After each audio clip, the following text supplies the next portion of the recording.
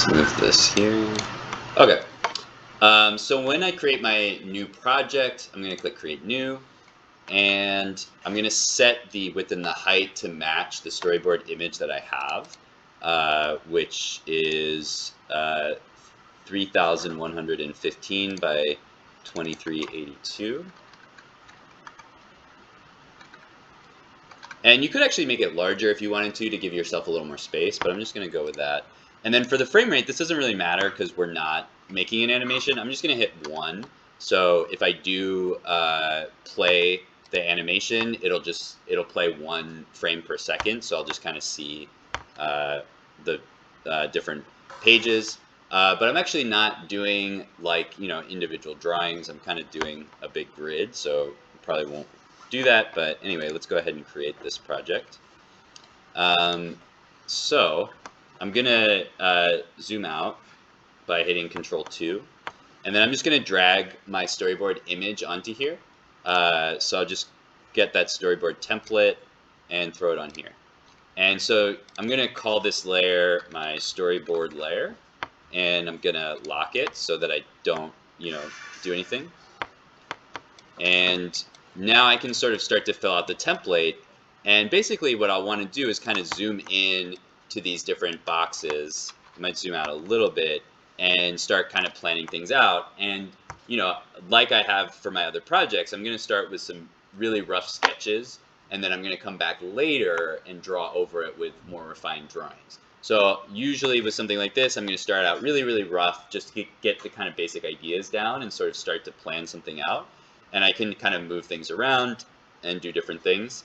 And then once I get a basic plan, I'll go back and draw over it with a little bit better detail and sort of like finalized ideas. So I'm going to lock my storyboard layer. That's always going to be there.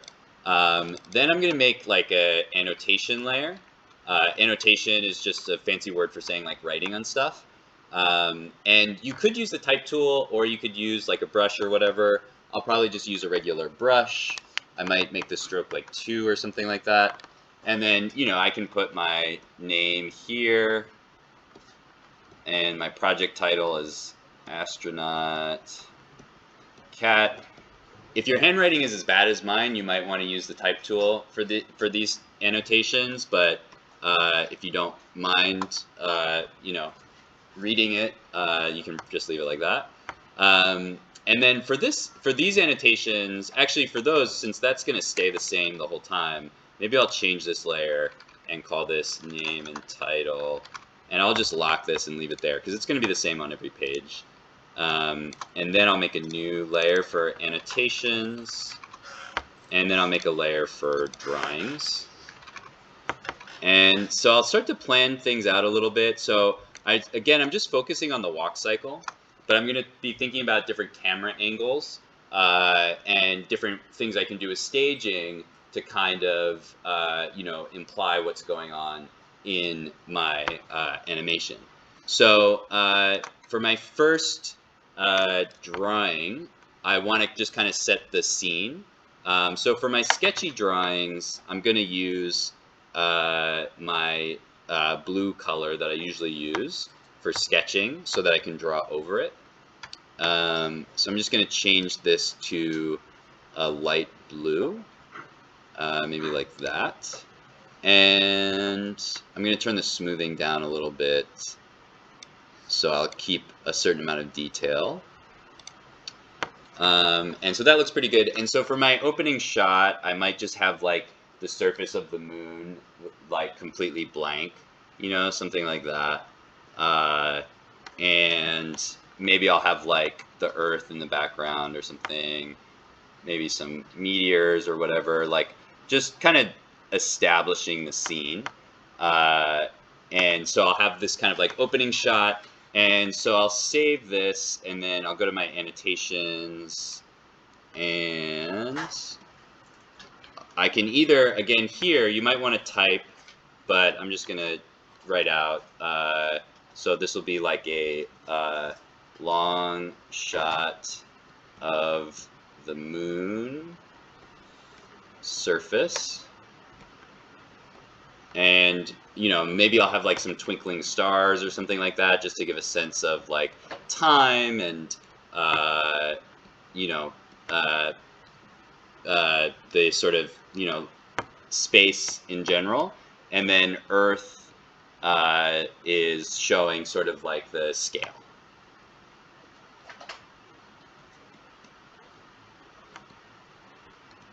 Okay, so I'll have just some annotations just to kind of explain what's going on in here. I'll go back to my drawings for a second.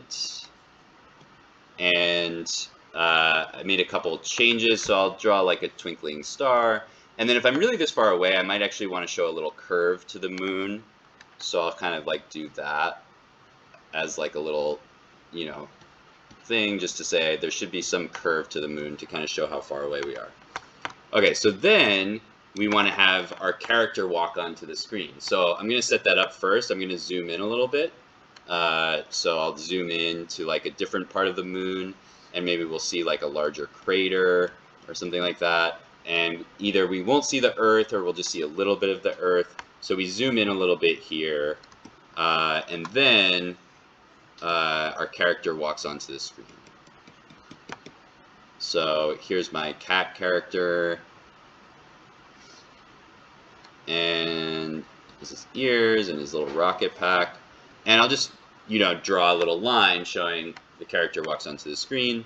And, you know, maybe at a certain point, I'll change the camera angle or something like that. So I'll save this. Whoops, oh, I hadn't saved this yet. So let's save this as storyboard.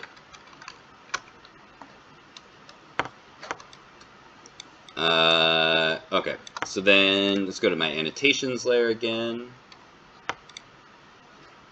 and take some notes here. So, whoops, close shot of moon surface, and then astronaut cat walks into frame. And then at this point, you know, maybe we want to switch the point of view a little bit to show what the cat sees. So we could go to our next part and do some drawing again. So we could switch to the cat POV. I don't know why it keeps switching me to the pen tool. It's weird. Okay. So let's show the cat POV here. So we'll show the surface of the moon like this. And maybe we'll use some like effect to imitate like looking through the astronaut helmet or something like that. And so we'll show the surface of the moon, and then maybe we need to come up with some goal for the cat to see that they're walking towards. So what can we put over here that a cat would want to go after? We could put like a piece of cheese. I guess that would be a mouse would want a piece of cheese. Maybe we can put like some fish. I don't know why there would be fish on the moon, but let's go with it. We'll just have like a little fish flopping around. Maybe we'll have a couple different little fish flopping around. So these will be moon fish, and they're flopping around. And so then we'll cut back to our cat, and he's just standing here. And maybe he's reacting somehow. Maybe he's excited. And then in the next scene, or the next part, he starts running off screen to go grab these moonfish. Okay. So I'll take a couple more annotations. So cat POV. So this is a switch in point of view. Cat sees moonfish. Cat is excited. And maybe this should actually be like a closer up on the cat. So let's actually cut this bit here and do this one over. So we don't want to, stick with stuff just because it's already there. We want to, make changes when we realize that there's a better option here. So let's zoom in on the cat. Maybe this is a little too close, but for now, we're going to zoom in on this expression. Maybe he'll be like licking his lips a little bit or something like that. And so then we go back out. Oops. And cat runs toward moonfish. Okay. So that's like my first page or whatever. There's already kind of a lot going on. I could probably break this down even further into like separate shots. But once I have this and I'm happy with where it is, I'll basically just go on to the next page. And so I can do that. I can, select drawings or whatever and hit F7. And then I just want to hit my annotations. If I have these on separate layers, maybe you don't want to have these on separate layers. And I'll just hit F6 to make that a keyframe and clear the keyframe. Or I want a blank keyframe here.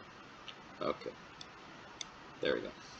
Okay, so now I still have my storyboard and I still have my title up here, and I can start with my next section either doing new drawings or new annotations. And so I'll keep going until I've got everything that I want sort of storyboarded out. And again, I would recommend really, you don't have to, whatever you make in your storyboard is just a plan. So I would really recommend just like trying lots of different goofy stuff.